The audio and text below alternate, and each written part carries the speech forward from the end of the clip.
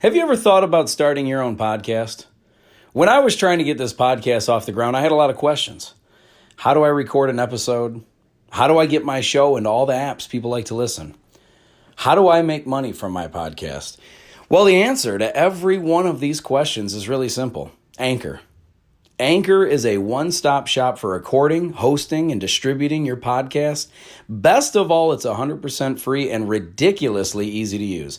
And now, Anchor can match you with great sponsors who want to advertise on your podcast. That means you can get paid to podcast right away. In fact, that's what I'm doing right now by reading this ad.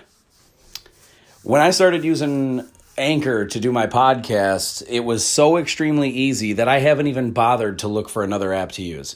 I love this app. It's the only one I deal with, the only one I even recommend, period.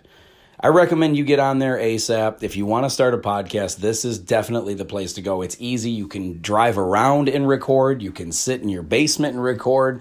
You can do it anywhere. It's fantastic. So if you've always wanted to start a podcast, make money doing it, go to anchor.fm/start, anchor.fm/start to join me and the diverse community of podcasters already using Anchor. That's anchor.fm/start. I can't wait to hear your podcast.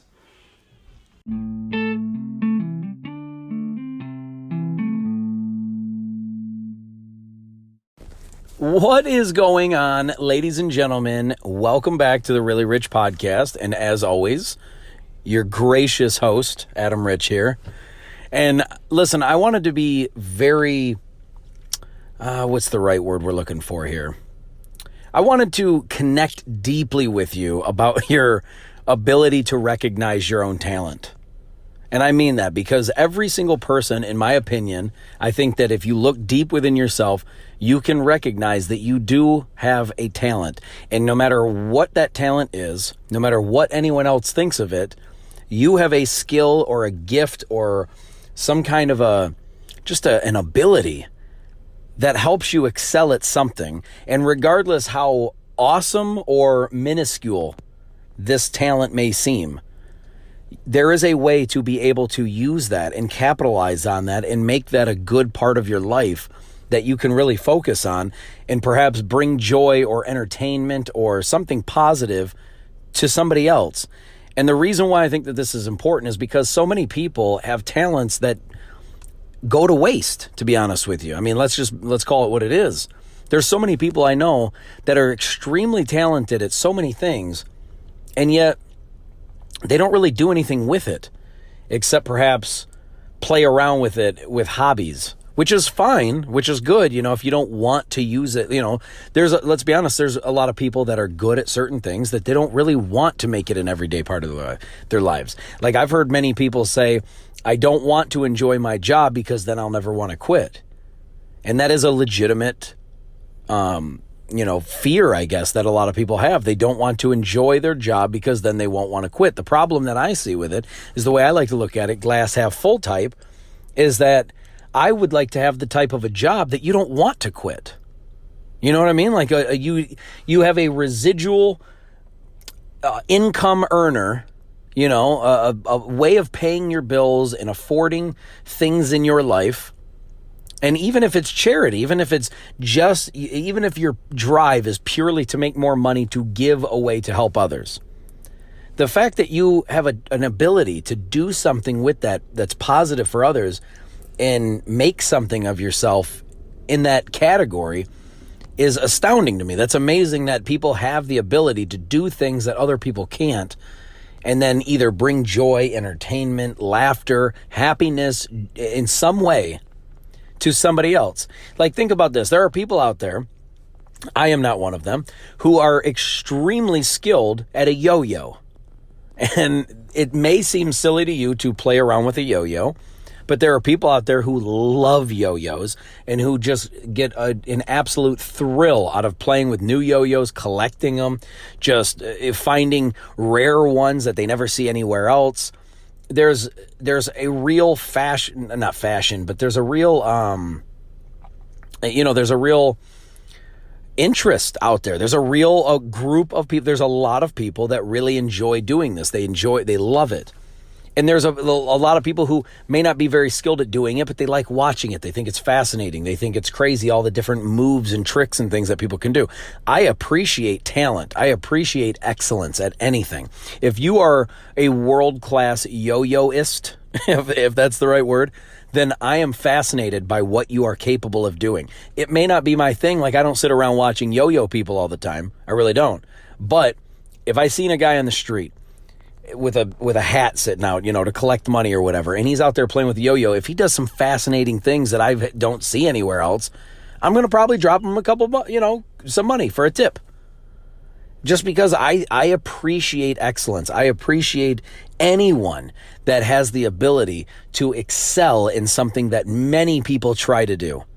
When Tiger Woods first came around, I thought he was absolutely incredible. I was fascinated at the ability that this guy had, at his stature. Like, he didn't even look like a golfer. And I don't mean his color, for those of you racists out there that are going to go that route. I mean because of his build. He had like a relatively somewhat athletic looking. I mean, he was a skinnier kid, but he had his swing was super fast. He looked more of an athletic build. He didn't look like your typical golfer. He didn't have a dad bod, So the fact that he came along and started doing things that really weren't being done, and he was just dominating the sport in a field of people that are trying to be excellent. Like, he is dominating at the highest level. Same thing with Michael Jordan in basketball, or when LeBron came out. If you're too young to even appreciate Michael Jordan, maybe you think of LeBron. The fact that he dominates at every level.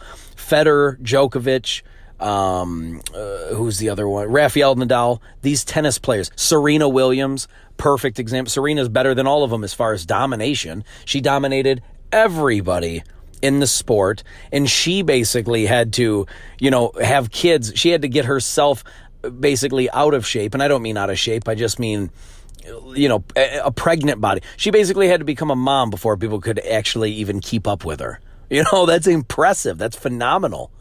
So the excellence that people have, some people put it on full display.